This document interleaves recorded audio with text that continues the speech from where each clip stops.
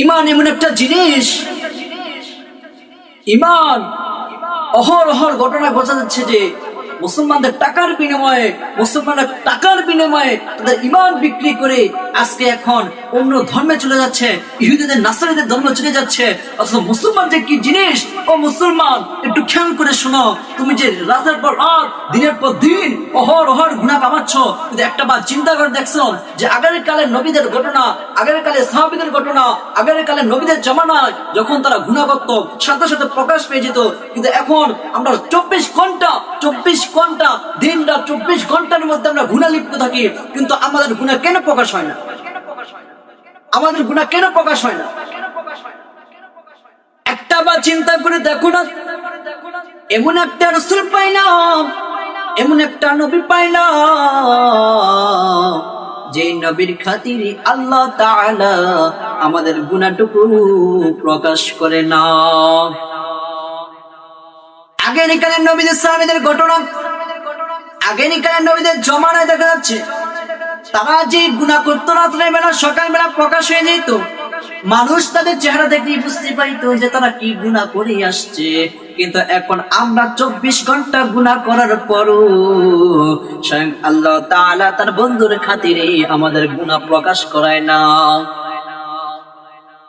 বাবার একটু খেয়াল করে দেখো না, একটু চিন্তা করে দেখো না, এই দুনিয়াটা সেই দুনিয়া। তুমি যত টাকার পিছনে দুনিয়ার পিছনে দৌড়াবে, কিন্তু দুনিয়া তোমাকে দাম দিবে না, মূল্য দিবে না। তুমি যদি রব্বে কারিমের দরবারে দৌড়াও, স্বয়ং আল্লাহ তাআলা যদি তুমি দৌড়ে অগ্রসর হও, আল্লাহ তাআলা তোমার পিছনে দুনিয়া দুনিয়া দুনিয়া তোমার পিছনে ঘুরতে থাকবে। তুমি যদি আমার মাওলার পিছনে 1 হাত দৌড়াও, আমার মাওলা তোমার পিছনে 2 হাত দৌড়ে আসবে। আমার মাওলার পিছনে তুমি উড়া দুরা দৌড়ে আসো, আমার মাওলা তার দ্বিগুণ তাড়াতাড়ি তোমার পিছনে তোমার সামনে দৌড়ে আসবে। ও আল্লাহর বান্দা, ও নবীর উম্মত, একটু বাবা খেয়াল করে শোনো না, এই দুনিয়াটা যতটা সহজ মনে করতেছো, কিন্তু একটা বার খেয়াল করে দেখো কাল হাসরের ময়দানে তোমার অবস্থাটা কিরকম হবে। আল্লাহর বান্দা জনাবে রাসূলুল্লাহ সাল্লাল্লাহু আলাইহি ওয়াসাল্লামের উম্মত,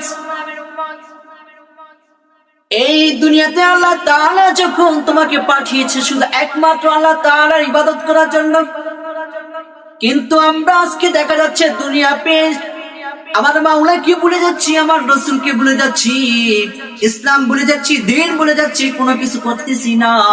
বান্দারা একটু খেয়াল করে দেখো না, তোমার আমার আপনজনরা আজকে কবরে শুয়ে আছে। তোমার মতো আমার মতো কত শক্তিশালী লোক ছিল, তোমার মতো আমার মতো কত ক্ষমতাবান লোক ছিল, তোমার মতো আমার মতো কত টাকাওয়ালা লোক ছিল, তোমার মতো আমার মতো কত রাজনীতির লোক ছিল।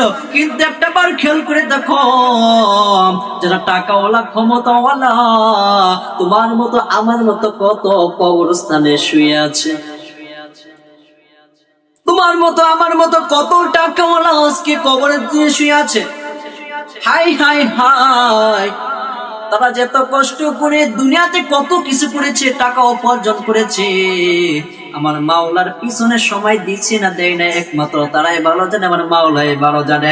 যারা আমার মাওলার পিছনে সময় দিয়েছে রে, বিশ্বাস না হলে কবরের ভিতরে আলহামদুলিল্লাহ তারা সুস্থ আছে এবং জান্নাতের বাগানে আছে।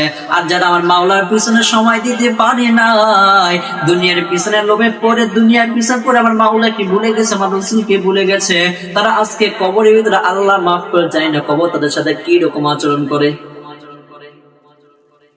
এই কবর কাউকে চিনবে না রে বান্দা, এই কবর কাউকে চিনবে না। কবর শুনবে চিনবে শুধু আমল, শুধু আমল। তোমার আমল ভালো, কবর তোমার সাথে ভালো। তোমার আমল নেই, কবর তোমার সাথে নেই। কবর শুধু চিনে আমল আর আমল। আমল নিয়ে আসো, ঘর আলোকিত হয়ে যাবে। বান্দা যখন রাত্রেবেলা শুয়ে যাও, যতবেলা রাতটা বন্ধ করে দরজা লাগাই শুয়ে যাও, তাকে একটাবার চিন্তা করে দেখো না। বান্দা একটাবার চিন্তা করে তখন, হাই রে হাই, এখন লাইট বন্ধ করে দিলাম, দরজাটা লাগিয়ে দিলাম, এখন অন্ধকার। একটাবার তখন যদি চিন্তা করে দেখো না যে আমি কবর কি হয়ে থাকবো। লাইটটা, ঘরের লাইটটা যখন বন্ধ করে দিলাম,